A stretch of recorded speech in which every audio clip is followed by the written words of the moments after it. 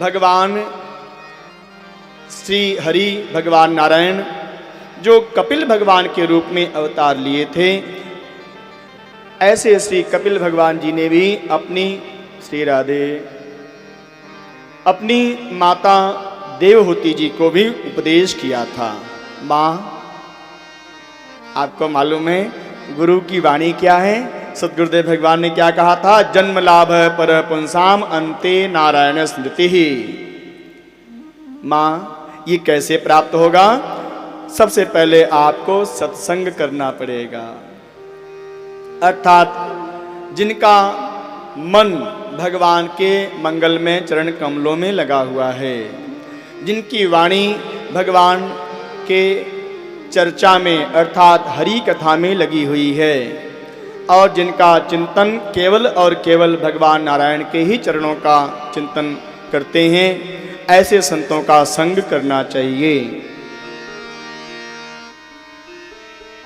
संत महापुरुष बेटा को बेटी नहीं बोलेंगे। अंतर है प्यारे, बहुत अंतर है। प्रकृति में अंतर है, भाव में अंतर है, ज्ञान में अंतर है। एक अंतर में बताऊं, पुरुष वर्ग ज्ञान प्रधान होते हैं, अर्थात बुद्धि प्रधान होते हैं।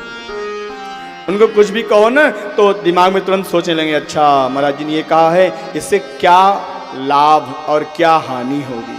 सब कुछ पहले से ही प्लानिंग कर लेंगे, योजना बना लेंगे।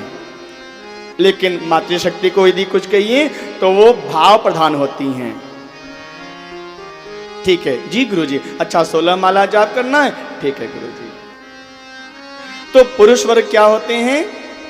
बुद्धि प्रधान होते हैं, और माताएं क्या होती हैं? भाव प्रधान होती हैं। और भगवान कहते हैं क्या? भाव का भूखा हूं मैं, भाव ही बस्सा रहे।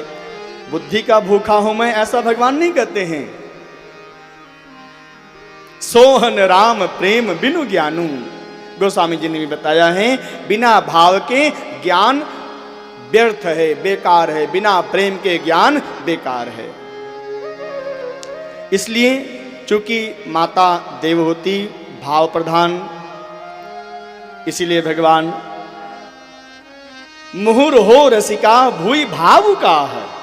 जो भावुक होते हैं, जो भाव प्रधान होते हैं, उन्हीं को ही यह कथा श्रवण करने का विशेष अधिकार होता है। कोई संत, कोई पुरुष यदि जो बुद्धि प्रधान है, यदि वो भाव प्रधान हो गया ना, तो वो पुरुष क्या होगा? वो संत बन जाएगा। कोई पुरुष यदि बुद्धि प्रधान की जगह भाव प्रधान हो गया तो संत बन जाएगा। और कोई स्त्री जो भाव प्रधान है, यदि वो बुद्धि प्रधान हो जाएगी तो वही चंडिका का रूप धारण कर लेती है, फिर किसी को छोड़ती नहीं है। इसलिए अपनी अपनी प्रकृति में ही हम सभी को रहना चाहिए। ये सृष्टि का नियम है प्यारे। तो माता देवहूति जी को श्री राधे। आज बहुत सुंदर ठाकुर जी की विशेष कृपा है, कई बार हो गया ये कृपा, ध्यान दीजिए। तो माँ देवहूति जी को भगवान ने बताया, माँ आप संतों के पास जब जाओगी ना तो मालूम है क्या होगा? संत महापुरुष क्या करेंगे? हमारी कथा सुनाएंगे।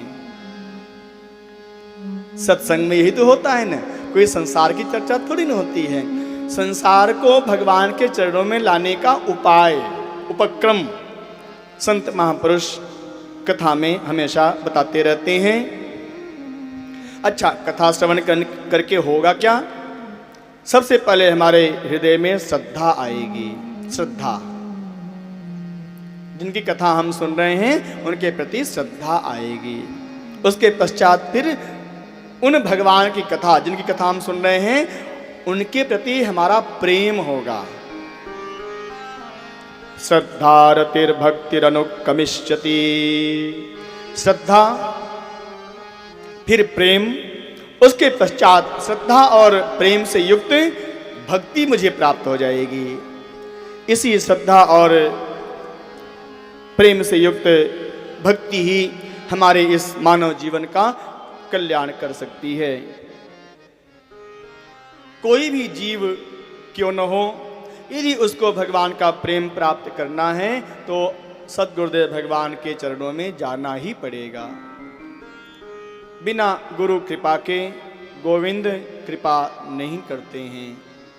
इसलिए चाहे हम बालक हों, वृद्ध हों अथवा युवान, सभी को एक ही नियम सद्गुरुदेव भगवान के चरणों में जाकर अपनी आत्मा के कल्याण के लिए प्रश्न पूछना और गुरुदेव भगवान, भगवान नारायण, भगवान राम, भगवान श्री कृष्ण की कथा को सुना करके आपको भगवान के चरणों में समर्पित कर